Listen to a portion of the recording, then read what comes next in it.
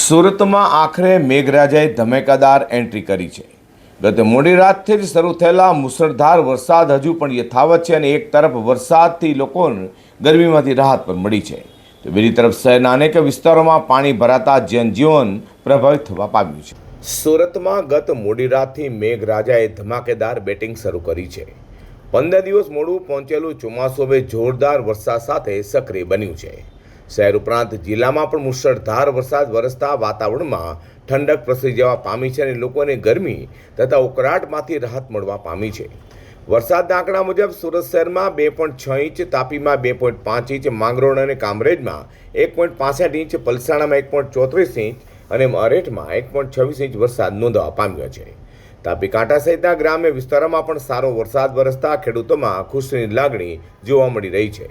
તો બીજી તરફ ભારે વરસાદના કારણે શહેરના અનેક વિસ્તારોમાં પાણી ભરાવાની સ્થિતિ સર્જાઈ છે. સુરત શહેરના કતારગામ, કોઝવે રોડ, અમરોલીના મુખ્ય માર્ગ, new Kosad road, Udhna Navsari road, Dindoli, Limbayat સહિતના વિસ્તારોમાં રસ્તાઓ પાણીમાં ગરકાવ થઈ જવા પામ્યા છે. અનેક સ્થળોએ ઘૂંટણથી લઈને કમર સુધી પાણી ભરાતા વાહન ચાલકો અને રાહદારીઓને ભારે હાલાકીનો સામનો કરવો પડ્યો છે. ઉધના અને લિંબાયતના ગણનારા પાણીમાં ગરકાવ થતાં વાહનોની અવરજવર પણ ખોરવાઈ ગઈ હતી. અનેક વાહનો રસ્તા વચ્ચે બંધ પડી ગયા હતા, ત્યાં લોકોને કમર સુધીના પાણીમાંથી પસાર થવાની ફરજ પડી હતી. પ્રથમ જ ભારે વરસાદે સુરત મહાનગરપાલિકાની પ્રી મોન્સૂન કામગીરીની ખરેખર પોલ ખોલી નાખી છે. શહેરના મુખ્ય માર્ગો પર પાણી ભરાવાની સ્થિતિ સર્જાતા ફરી એકવાર તંત્રની કામગીરી સામે સવાલ ઊભા થયા છે.